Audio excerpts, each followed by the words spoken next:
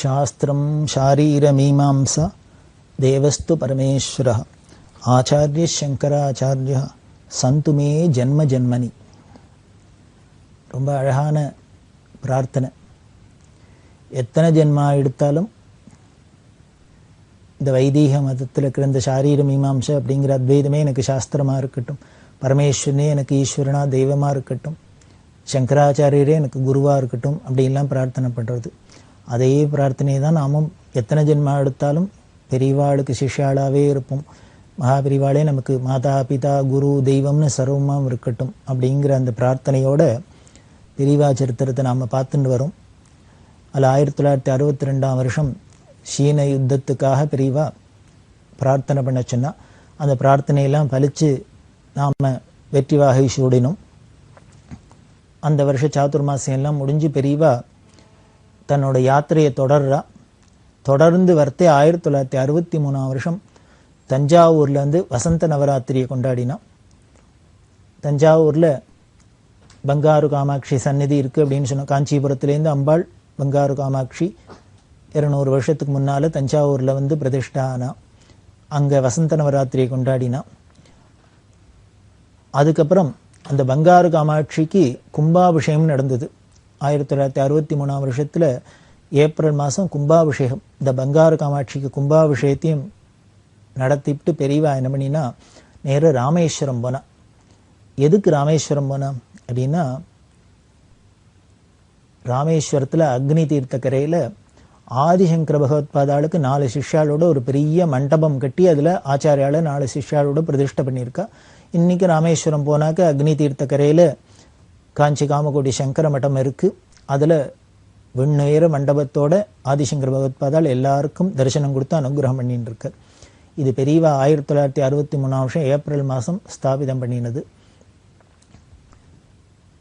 ஆச்சாரியல் பக்தி குரு பக்தி பெரியவாளுக்கு இருந்தாப்புல உலகத்தில் யாருக்குமே இருக்க முடியாது. சங்கரர் அப்படின்னாலே என்ன ஒரு பக்தி, என்ன ஒரு நன்றி பெருக்கோட பெரியவா இருந்திருக்கா அப்படின்னு ஆச்சரியமாக இருக்கும். அப்படி குரு பக்திக்கு பேர் போன பெரியவா தன்னோட குருவான ஆதி ஆச்சாரியாளுக்கு ஆசேது ஹிமாச்சலத்தில் பல இடங்களில் பல முக்கியமான நகரங்களில் க்ஷேத்திரங்கள்லாம் ஆச்சாரியாளுக்கு கோவில் கட்டி ஸ்தாபிதம் பண்ணியிருக்கா. அதில் ராமேஸ்வரம் ஒன்று, அதே மாதிரி கன்னியாகுமரியில், ஸ்ரீசைலத்தில், அலகாபாத்தில், குருக்ஷேத்திரத்தில், ஹரித்வாரில், ரிஷிகேஷில், இன்னும் பல இடங்களில் ஆச்சாரியாளுக்கு 4 சிஷ்யாளோட ஆலயம் கட்டி அதில் ஆச்சாரியாலை பிரதிஷ்டை பண்ணி பகவத்பாதால உலகம் எப்போதும் ஸ்மரிக்க முடியுமா, தரிசனம் பண்ண முடியுமா, அனுகிரகத்தை அடைய முடியுமா பண்ணியிருக்கா. அப்படி தான் 1963ஆம் வருஷம் ஏப்ரல் மாதம் ராமேஸ்வரத்தில் அக்னி தீர்த்தத்தில் கரையில் இந்த ஆச்சாரியால் மண்டப கும்பாபிஷேகம் பிரதிஷ்ட வைபவம் நடந்தது. ரொம்ப அபூர்வமான இடம். அங்கே பார்த்தேன்னா அந்த மண்டபத்துக்குள்ளேயே பகவத்பாதாளுக்கு மண்டபம்னா கூட ரொம்ப அபூர்வமான விஷயங்கள்லாம் சேர்ந்துருக்கும். முதல்ல முன்னால் சமுத்திரக்கரையில் பார்த்தா ஆஞ்சநேயர் இப்படி கையை தூக்கின்னு ஆஞ்சநேயர் இருக்கிறாப்பில் இருக்கும். அது எப்படி இருக்கும் அப்படின்னா, பார்த்தாக்க பாவத்தை பார்த்தா என்னமோ சமுத்திரராஜனை அப்படி தடுத்து நிறுத்தின்னு இருக்கிறாப்பில் இருக்கும். இப்போவும் பார்க்குறோம், எங்கெங்கெல்லாமோ சுனாமி எல்லாம் இருந்து எவ்வளோ உட்பாதங்கள்லாம் ஏற்பட்டுது. அவ்வளவு கிட்டக்க இருக்குது. ராமேஸ்வரத்தில் எதானே ஏற்பட்டதோ தெரியல நமக்கு. அதுவும் இந்த அக்னி தீர்த்தக்கரையெல்லாம் ஒன்றும் கடல் நினச்சிருந்துனாக்க என்ன வேணால் சுவாகா பண்ணியிருக்கலாம். நாம் ஏதோ நினச்சின்னு இருக்கோம். பெரியவா பண்ணுற காரியத்துக்கெல்லாம் ஒரு அந்த தெய்வீகமான காரியங்களுக்கெல்லாம் ஏதோ ஒரு சக்தி இருக்குது, நம்மளை மீறி ஒன்று இருக்குங்கிறது இதெல்லாம் கண்கூட பார்க்குறோம். பார்த்தா கூட சில பேருக்கு அது புரிஞ்சிக்க மறுக்கிறோம், அவ்வளவுதான். ஆஞ்சநேயர் அப்படி தடுத்து நிறுத்தினுக்கிறாப்புல இருக்குது ஆஞ்சநேயர். அதேமாரி துவாதச ஜோதிர்லிங்கங்களும் ஒரே இடத்துல பிரதிஷ்டை பண்ணியிருக்கா. ராமேஸ்வரமே ஒரு ஜோதிர்லிங்க க்ஷேத்திரம் தான். அதுமாரி 12 இடத்துல துவாதச ஜோதிர்லிங்கம் இருக்குது, அது அங்கே இருக்குது. பகவத்பாதாள் அங்கே இருக்கா. கீழே தட்சிணாமூர்த்தி, மேதா தட்சிணாமூர்த்தி யந்திரத்தோட அங்கே பிரதிஷ்டை பண்ணப்பட்டிருக்கு. 4 சிஷ்யாளோட ஆச்சாரியர்கள் மேலே இருப்பா. அதை எப்படி கட்டணும் அப்படின்னு பெரியவா சொன்னான்னா, அந்த இன்ஜினியர்கிட்ட, அதை நிர்மாணம் பண்ணுற இன்ஜினியர்கிட்ட பெரியவா சொல்கிறா, அப்படி அக்னி கரையில் அக்னி தீர்த்தத்தில் சமுத்திரத்தில் இறங்கி ஒரு முழுக்கு போட்டு தலையை தூக்கினாக்க நேராக ஆச்சாரியால் தான் கண்ணில் படணும், அது மாதிரி ஹைட்டில் வைக்கணும் அப்படின்னு. அந்த இன்ஜினியருக்கே ஒரு பெரிய அனுபவம் ஏற்பட்டது. ஒரு பெரிய லண்டனில் போய் பட்டம்லாம் வாங்கிட்டு வந்து பெரிய இன்ஜினியர், அவரை கூட்டணிச்சு தான் இதெல்லாம் சொன்னான். அது எத்தனை ஹைட்டு இதெல்லாம் சொல்லி அப்புறம் பல விஷயங்கள் எல்லாமே பெரியவா சொல்லி தான் அதுபடி நடந்தது. சரஸ்வதியான சாரதைக்கு அங்கே சந்நிதி இருக்குது, கணபதி சந்நிதி, ஷோடச கணபதி, சுப்பிரமணியர் சந்நிதி, அதே மாதிரி பதிவிரதைகள், இந்த பதிவிரதைகளுக்கெல்லாம் சந்நிதி. அப்புறம் இன்னொன்று பார்த்தீங்கன்னா ரொம்ப ரேராக குரு சிஷ்யாள், அந்த குரு சிஷ்யாள் எவ்வளவு அந்யோன்யமாக இருந்தா அப்படிங்கிறத உதாரணத்துக்கு சொல்லணும் அப்படின்னா ராமானந்தர், கபீர்தாஸ் குரு சிஷ்யா சொல்கிறோம்.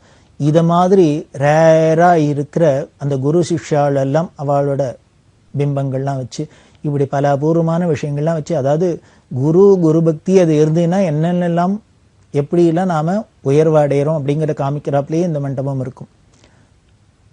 ஆதிகுருவான ஜெகத்குருவான சங்கராச்சாரியாளுக்கு ஆச்சாரியாளுக்கு மண்டபத்தில் இப்படி எல்லாமே குரு சம்பந்தமாகவே பலதும் இருக்குது. அப்படி எல்லாம் பண்ணி அந்த கும்பாபிஷேகத்தை முடிச்சுட்டு நேர அந்த வருஷம் இன்னொன்று முக்கியம், பெரியவாளுக்கு 70 வயசு பூர்த்தியாச்சு. அதனால் அதையும் அங்கே ரொம்ப விமர்சையாக பக்தாள்லாம் கொண்டாடணும்னு ஆசைப்பட்டு சுவாசினி பூஜை முதலான வைபவங்களோடு அங்கே நடக்க நேர அங்கேருந்து கிளம்பி பெரியவா மதுரைக்கு வந்தா. ஏன்னா மதுரையில் மீனாட்சி அம்பாள் கும்பாபிஷேகம் 1963 வருஷம் ஜூன் மாதம் 28ஆம் தேதி மதுரையில் மீனாட்சி கும்பாபிஷேகம் ரொம்ப விமரிசையாக நடந்தது. இந்த கும்பாபிஷேகத்துக்கு பெரியவா அவசியம் வரணும் அப்படின்னு பிடி ராஜன் அப்படின்னு பெரிய பக்தர், அந்த பிடி ராஜன் தலைமையில் தான் ஒரு கமிட்டி நிர்மாணம் பண்ணி கிட்டத்தட்ட அந்த காலத்திலே 50 லட்சம் ரூபாய் செலவில் ரொம்ப விமரிசையாக கும்பாபிஷேகம் பண்ணினா. இந்த பிடி ராஜன் ஜஸ்டிஸ் கட்சி அப்படின்னு சொல்லக்கூடிய இந்த ஒரு கட்சியோட தலைவர். இருந்தாலும் பெரியவாள்கிட்ட அபாரமான பக்தி. முதல்லவே சொல்லியிருக்கோம், யாராக இருந்தாலும் பெரியவாள்கிட்ட பிரியம் இருக்கும், பெரியவாளுக்கும் அவள்கிட்ட பிரியம் இருக்கும், அவளுக்கும் பெரியவாளோட அந்த அன்புனாலே கட்டுப்பட்டு அவளும் பெரியவாள்கிட்ட பக்தியாக இருப்பா அப்படின்னு.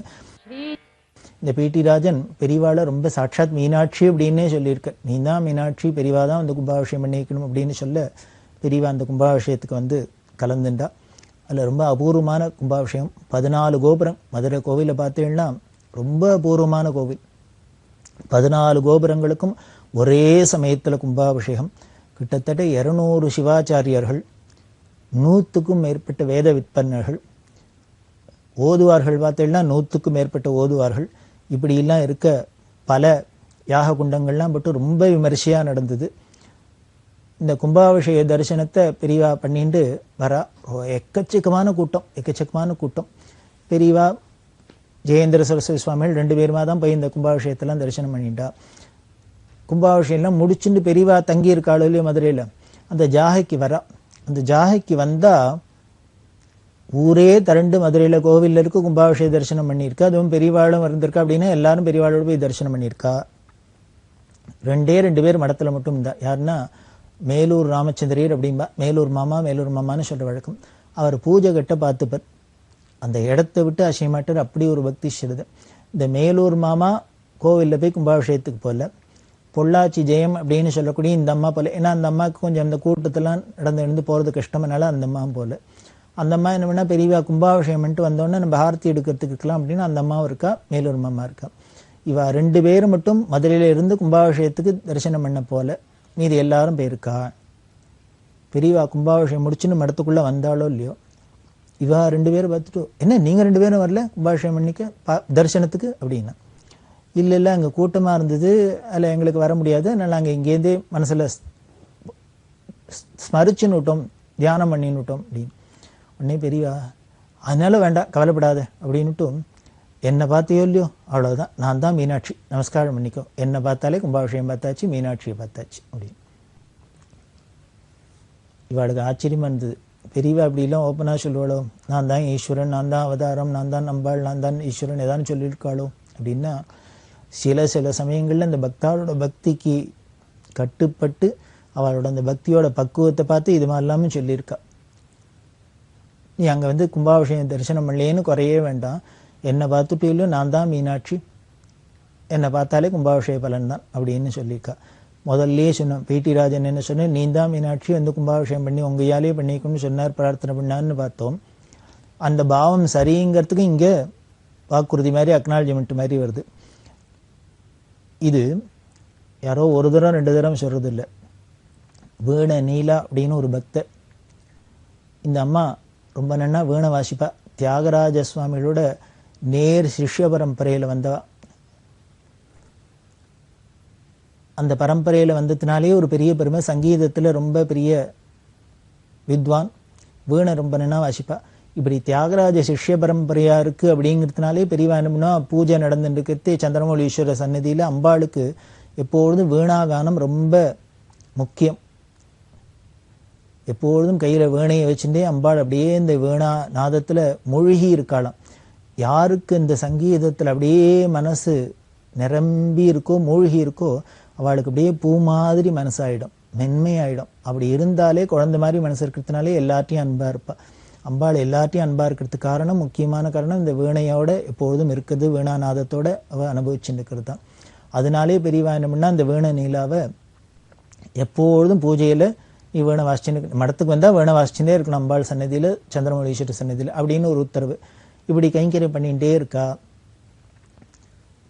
எப்பொழுதுமே நம்ம இது மாதிரி காரியங்கள்லாம் ரொம்ப அபூர்வமான காரியங்கள் பண்ணுறது, அதுக்கு சில விக்னங்கள்லாம் வரும், இடைஞ்சல்லாம் வரும்.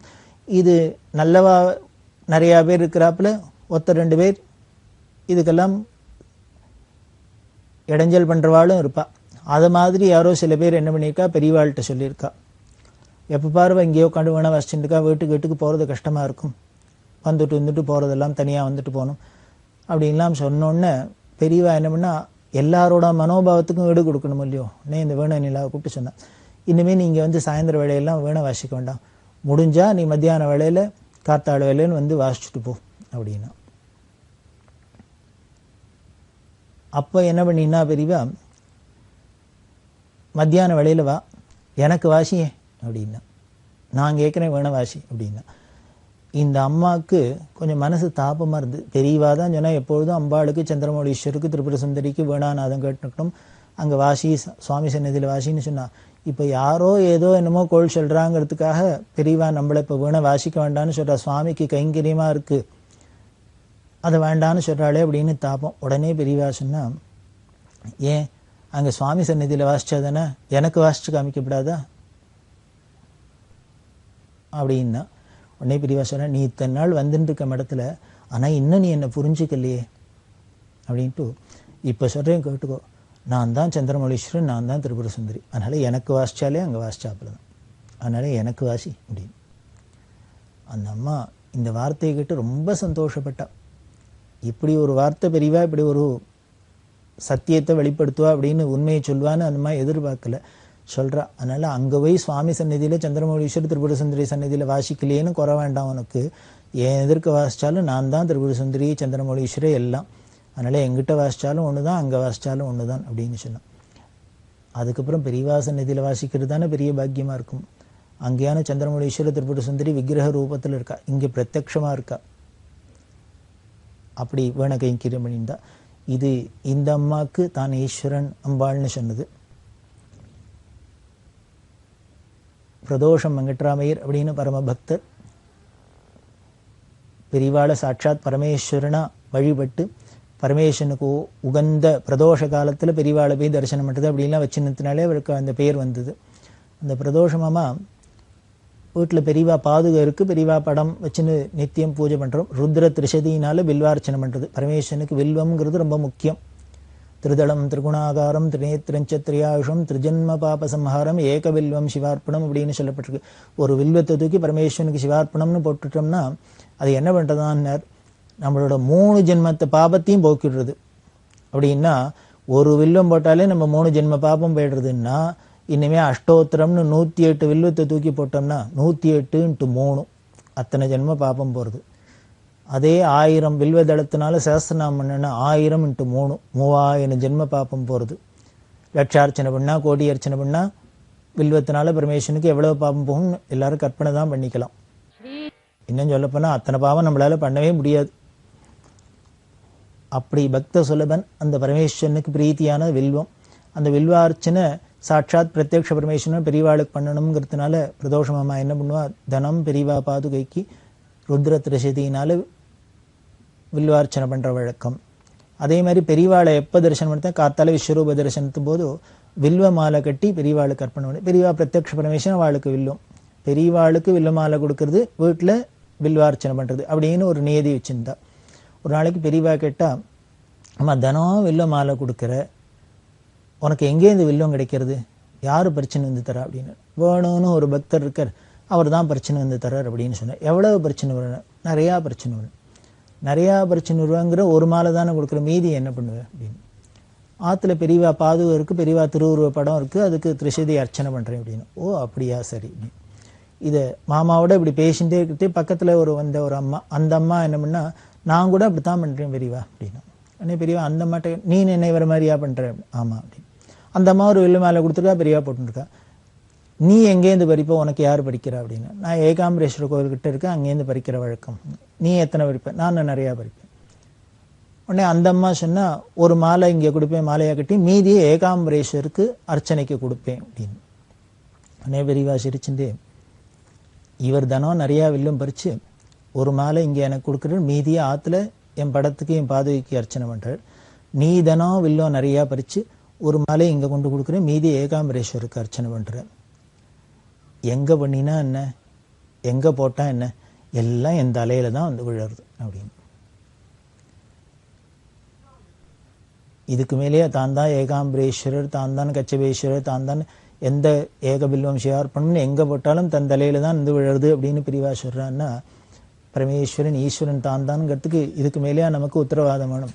அப்படி பிரதோஷ மாமாவுக்கு தன்னோட ஈஸ்வரத்துவத்தை கன்ஃபார்ம் பண்ணிதான். அதே மாதிரி இன்னொரு பக்தர் ஜோஷி, பாலகிருஷ்ண ஜோஷி அப்படின்னு இங்கே மெட்ராஸில் பாரிஸ் கார்னரில் இருந்தவர், பரம பக்தர். அவர் நகை வியாபாரம்லாம் பண்ணியிருந்தா, வைர வியாபாரம்லாம் பண்ணியிருந்தா. புதுப்பிரிவா ஜெயேந்திர சரஸ்வதி சுவாமிகள் துவாதச ஜோதிர்லிங்க க்ஷேத்திரத்துக்கு ஒரு யாத்திரை போய் எல்லாத்தையும் தரிசனம் பண்ணணும் அப்படின்னு ஆசைப்பட்டு கிளம்பினா. அப்போ என்ன பண்ணினா, அந்தந்த சுவாமிக்கு ஏதானும் காணிக்கை செலுத்தணுங்கிறதுக்காக தங்கத்தில் தாராபாத்திரம் பண்ணி 12 தாராபாத்திரம் பண்ணி எல்லா ஜோதிர்லிங்கத்திலையும் கொடுக்கணும் அப்படின்னு அவள் ஆசைப்பட்டு இந்த ஜோஷிகிட்ட பண்ணிட்டு வர சொன்னான். ஏன்னா பரமேஸ்வரனுக்கு அபிஷேக பிரியோ சிவகான, பரமேஸ்வரனுக்கு என்னென்ன எப்போ பாரு அபிஷேகம் பண்ணிட்டே இருக்கு, தலையில் தண்ணி கொட்டிகிட்டே இருக்கு அப்படின்னா என்ன, அவர் எப்பொழுதும் குளிர்ந்து இருப்பார்னு அர்த்தம். அவருக்கு பேரே என்ன சொல்கிறோம்னா ஆர்திர கபாலீஸ்வரர் அப்படிங்க, எப்பொழுதும் நினைஞ்சுட்டே இருப்பார். நம்ம சொல்கிறோம் இல்லையோ, அவர் உடம்பு மட்டுமா நினைஞ்சுட்டு இருக்கு, மனசு எப்பொழுதும் ஈரமான ஹிருதயம். ஆருத்ரா ஆருத்ரா ஆருத்ரா தரிசனம் அப்படிங்கிறமே, ஆருத்ரம் அப்படின்னாலே நனைஞ்சின்னு இருக்கிறது. பரமேஸ்வரனுக்கு அதனால அபிஷேக பிரியம். அதனால தான் என்ன பண்ணா ஜெயேந்திர சுவாமிகள் இந்த 12 தங்கத்தில் தாராபத்திரம் பண்ணி கொடுக்கணும்னு இந்த ஜோஷிட்டு சொல்ல, இந்த ஜோஷி என்ன பண்ண 13 பண்ணிட்டு வந்தார். கொண்டு மடத்தில் கொடுத்தார். அவ புதுப்பிரிவா சொன்னா, பெரியவாள்கிட்ட இதை கொண்டு காமிச்சிட்டு விஷயத்தை சொல்லு அப்படின்னா, அவர் எடுத்துன்னு போய் புதுப்பிரிவா துவாதச ஜோதிர்லிங்க க்ஷேத்திர யாத்திரை பண்ண போறா. அங்கே எல்லா சுவாமிக்கும் ஒவ்வொன்று கொடுக்கணும்னு தாராபாத்திரம் தங்கத்தில் பண்ணிட்டு வச்சுன்னா பண்ணி வச்சிருக்குன்னு பெரியவா எண்ணி பார்த்துட்டு, துவாதச ஜோதிர்லிங்கம் 12 தானே, ஏன் 13 இருக்குன்னா. உடனே ஜோஷி சொன்னார், அது அவ போகிற 12 ஜோதிர்லிங்கத்துக்கு இது இந்த 13 வச்சிருக்கிறது எனக்கு நான் பார்த்துட்டு இருக்கிற ஜோதிர்லிங்கம் எல்லாம் துவாதச ஜோதிர்லிங்கம் சேர்ந்தது பெரியவா தான். அதனால பெரியவாளுக்காக ஒன்று, மீதி மற்ற க்ஷேத்திரங்களுக்குள்ள பரமேஸ்வரனுக்கு அப்படின்னா. உடனே பெரியவா, ஓ நானும் அதுவும் ஒன்று தாங்கிறதுனால எனக்கும் சேர்த்து பண்ணியிருக்கியாக்கும் அப்படின்ட்டு உடனே சிரிச்சுட்டு தங்கிட்ட கைங்கரம்ன்ட்டு போய் உள்ளேருந்து கங்கையை எடுத்துன்னு வான்னா, கங்கையை கொண்டு சொல்லி இந்த தாராபாத்திரத்தை பிடிச்சிக்க சொல்லி அதில் கங்கையை ஊற்ற சொல்லி தானே எடுத்து கொடுத்து சொல்லுங்கோ அப்படின்னு பக்கத்தில் இருக்கிறவெல்லாம் சொல்ல சொல்லி, ஓம் நமோ பகவதே ருத்ராய நமஸ்தே ருத்ரமன்யமே அப்படின்னு ருத்ரத்தை ஸ்ரீருத்ரத்தை சொல்ல சொல்லி அந்த ருத்ரம் முழுக்களும் சொல்லி தான் அந்த கங்கா தீர்த்தத்தினால இந்த தாராபாத்திரத்தினால அபிஷேகம் பண்ணிட்டு ஜோஷிகிட்ட சொல்கிறா, திருப்தியா அப்படின்னு. ஜோஷி துவாதச ஜோதிர்லிங்கத்தில் இருக்கிறது ஒன்று தான், பெரியவாளும் ஒன்று தான் அப்படின்னு அந்த பாவத்தில் 12 13 தாராபாத்திரம் பண்ணிட்டு வந்தால் பெரியவா உடனேயே அதை அங்கீகரிக்கிறாப்புல என்ன பண்ணுறான்னு தான் உடனே அதில் அபிஷேகம் பண்ணிட்டு தரிசனம் கொடுக்குறா. அப்படின்னா இதுதான் பெரியவா சாட்சாத் பரமேஸ்வரன் அப்படிங்கிறதுக்கு சாட்சி. இது இத்தனையும் எதுக்கு சொல்கிறேன் அப்படின்னா, இந்த மதுரை கும்பாபிஷேகத்தில் பிடி ராஜன் பெரியவாளை சாட்சாத் மீனாட்சின்னு பாவத்தில் கொண்டாடி இனத்துக்கும், அதே மாதிரி கும்பாபிஷேகம் முடிஞ்சு வந்தோன்னே இந்த மேலூர் மாமாவுக்கும் பொள்ளாச்சி மாமிக்கும் பெரியவா நான் தான் மீனாட்சி என்ன பார்த்துட்டியோல எல்லாம் போரும் அப்படின்னு சொன்னதுக்கும் எவ்வளவு தாத்பரியம் இருக்குது, எவ்வளவு சத்தியம் அப்படிங்கிறதுக்காக சொன்னேன். அதெல்லாம் முடிஞ்சு அந்த 1963 வருஷம் சாதுர்மாசியத்தை இந்த மதுரைக்கு பக்கத்திலேயே நாராயணபுரம்னு இருக்குது. இந்த நாராயணபுரத்தில் சாதுர்மாசியத்தை பண்ணினா ரொம்ப பிரசித்தமாக நடந்தது. அங்கேயும் இந்த ஆகம சில்ப சதஸ்லாம் நடந்தது. அதை முடிச்சுட்டு யாத்திரையை தொடர்ந்து அந்த வருஷம் நவராத்திரிக்காக பெரியவா திருச்சிராப்பள்ளிக்கு வந்தா. திருச்சிராப்பள்ளியில் வந்து பெரியவா ரொம்ப விமரிசையாக நவராத்திரி கொண்டாடுறா. அந்த நவராத்திரி இளம்போது ஆயிரக்கணக்கான ஜனங்களுக்கு அன்னதானம் முதலாளெல்லாம் பண்ணப்பட்டது. அந்த கமிட்டியெல்லாம் போட்டு ஏற்பாடு பண்ணியிருக்கா. அன்னதானம்னா ஆயிரக்கணக்கான ஜனங்களை வந்து சாப்பிட்டுட்டு போகிறது. கார்த்தால ஆரம்பித்தா சாயந்தரம் வரைக்கும் பந்தி போயிட்டே இருக்குது. அவளால் இந்த நிர்வாகத்தால் மேனேஜ் பண்ண முடியல. நிர்வாகம் பண்ணுறது கஷ்டமாக இருந்தது. அது காசு பணம் வந்துடும். இருந்தாலும் இந்த இனிமேல் சமையல் பண்ணி இனிமேல் அத்தை பண்ணி இத்தை பண்ணி சுத்தம் பண்ணி இத்தனை காரியம் இருக்கே. அதனால் பெரியவாள்கிட்ட வந்து பிரார்த்தனை பண்ணா. அத்தனை பேரும் கார்த்தால முதல் பந்தியில் சாப்பிட்றவர் சாயந்தரம் திருப்பி 11 மணிக்கு சாப்பிட்டுவோன்னா சாயந்தரம் 5 மணி வரைக்கும் பந்தி நடந்துக்கும். உடனே திருப்பி வந்துடுறா. முதல் பந்தியில் சாப்பிட்றவா கடைசி பந்தியில் சாப்பிட்றா. அதனால் போட்டு சிரமமாக இருக்குது, நிர்வாகம் பண்ண முடியல. அதனால் எல்லாருக்கும் பொட்டலமாக கட்டி கையில் பார்சல் பண்ணி கொடுத்துடலான்னு இருக்குது. பெரியவா உத்தரவு பண்ணோம்னா பெரியவா கூடாதுன்ட்டா. முதல் பந்தியில் சாப்பிட்டவும் கடைசி பந்தியிலையும் சாப்பிட்றான்னா அத்தனை பசி இருந்ததுனால தானே சாப்பிட்றா. ஒன்று தெரிஞ்சுக்கோ, அப்படி பசிக்கிறவாளுக்கு தான் சாதம் போடணும். அதே மாதிரி ஆயிரக்கணக்கான ஜனங்கள் உட்காந்து சாப்பிட்றத கண்ணால் பார்த்தாலே நமக்கு புண்ணியம் உண்டு அப்படின்னு. நாம் ஏதோ சாப்பாடுங்கிறோம். எல்லாராலையும் சாப்பிட முடியும். கோடிக்கணக்கில் பணம் இருக்கும், ஆனால் எடுத்து வாயில் போட்டுக்க முடியாது. இது ஆகாது, அதாவது இது படத்து இதுப்படாதும்பா. அதனால் சாப்பிட்றதுங்கிறதும் ஒரு கொடுப்புனை. அது நிறையா சாப்பிட்றேன்னா அதுவே பெரிய பாக்கியம்தான், ஈஸ்வர அனுகிரகம். அதனால் அப்படி சாப்பிட்றவாளை தரிசனம் பண்ணாலும் புண்ணியம்ப்பா. உங்களால் அது நிர்வாகம் பண்ண முடியலன்னா சொல்லுவோம், நான் இன்னும் ஆளுகளை கொடுத்து ஏதானும் பண்ணி அதுக்கு பண்ணிக்கலாமே வழிய பொட்டலங்கட்டிலாம் கொடுக்கப்படாது. பொட்டலங்கட்டி கொடுத்தேன்னா அவள் எங்கேயோ வச்சுட்டு சாப்பிடுவா. சாப்பிட்ற சமயத்தில் தீர்த்தம் வேணும்னா எங்கே போவா? எப்படிலாம் பெரியவா பார்க்குறா பாருங்க. நம்மளா இருந்தால் பார்சல் பண்ணி கொடுத்துட்டா நம்ம காரியம் நீட்டாகிடும்னு பார்ப்போம். பெரியவா சொல்கிறா, இந்த பொட்டலத்தை பிரிச்சுன்னு ஏதோ ஒரு இடத்துல உட்காந்து சாப்பிட்றோம். சாப்பிட்றதே விற்கிறது தீர்த்தம் வேணும்னா நம்ம இப்போ பந்தியிலன்னா தீர்த்தம்னு கேட்டுன்னு வருவோம். வேணுங்கிறத பார்த்து பரமாறலாம். பொட்டலம் கொடுக்குறதே அப்படி பார்த்து பரமாறுமோ, அந்த பிரேம கிடைக்குமோ, அன்பு கிடைக்குமோ? அது மெக்கானிக்கலானா போய்டும். அதனால் போகப்படாதுப்பா. இப்படி போட்டு தான் இங்கே உட்காத்தி வச்சு தான் எல்லாருக்கும் உபச்சாரம் பண்ணி தான் போடணும். அதுதான் விருந்து. அதனால் இதை குறைக்காதீங்கோ. உங்களுக்கு சாமான் போறலைன்னா, சாமான் பணம் போறலைன்னா சொல்லி யாரானு கொண்டு கொடுப்பா, ஈஸ்வரானுக்கு வந்துடும். அப்படி காரியம் செய்யறதுக்கு மனுஷா இல்லைன்னா நாம் அதுக்கு என்ன பண்ணலான்னு தான் பார்க்கணுமே வழிய இந்த அன்னதானத்தை நிறுத்தப்படாது அப்படின்லாம் சொன்னான். இதுதான் தாயிற் சிறந்த தயாவான தத்துவம் அப்படிங்கிறது. அப்படி ஏன்னா சாட்சாத் பராசக்தியோட ஸ்வரூபம் இல்லையா பெரியவா? மீனாட்சின்னு தான் பார்த்தோமே, காமாட்சின்னு தான் பார்த்தோமே, அம்பாள் தான் பார்த்தோமே. அப்படி அன்னதானம் நடந்தது இந்த திருச்சியில். அதே மாதிரி இந்த திருச்சியில் யாத்திரை பண்ணிட்டு இருக்கிறது இன்னும் என்னென்னலாம் நிகழ்ச்சிகள் நடந்தது, எப்படி பெரியவா தொடர்ந்து யாத்திரை பண்ணுறா என்ன அப்படிங்கிறது தொடர்ந்து நாம் பார்க்க போகிறோம்.